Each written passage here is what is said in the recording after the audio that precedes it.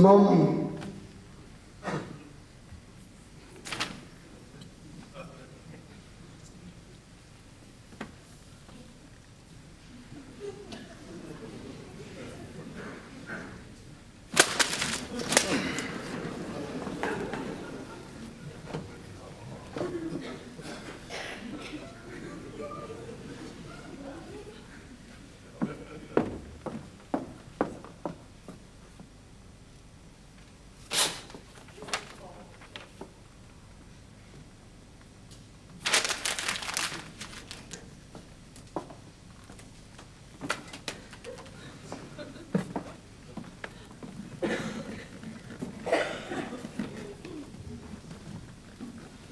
Ik heb dit allemaal gelezen.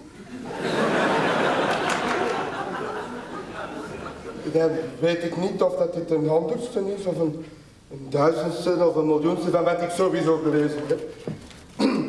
Nu, het ene vraagstuk wat mij vooral bezighoudt als ik letteren zie, is waarom er in godsnaam een D, een T of een DT achter een woord moet staan.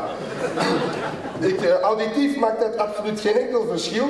Als ik daar een woord vooruit zou spreken, dan hoort u werkelijk geen hol, no holio. Ik kan het proberen. Ik zeg bijvoorbeeld, ik word.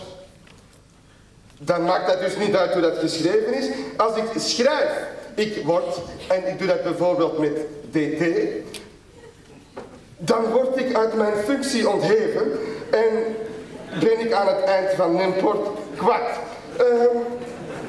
Nu, als ik bijvoorbeeld schrijf, ik word met TT, dat zou een vrolijke inval zijn, dan word ik als dement verklaard.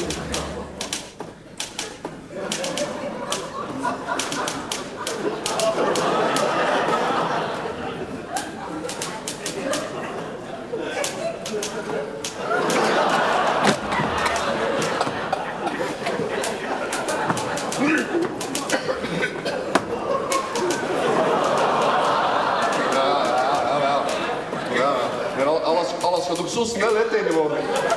Ja.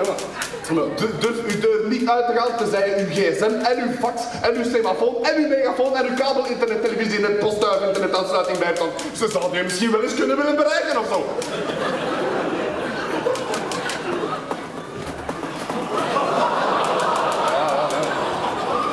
En alles is competitie, hè.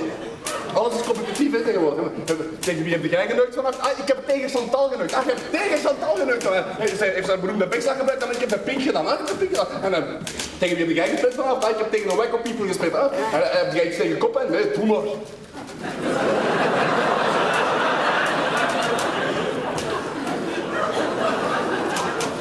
Iedereen is gewoon, zoals niet, de mensen, gewoon rustig kijken en genieten van het moment zelf. Heb je niet gewoon normaal doen of zo? Heb je gewoon normaal doen? Nu je toch samen dan de mensen. Ik heb een lief klein, teder verhaal voorbereid voor u. Het is misschien iets wat lang, maar het is zeer mooi en het gaat zo. De tijd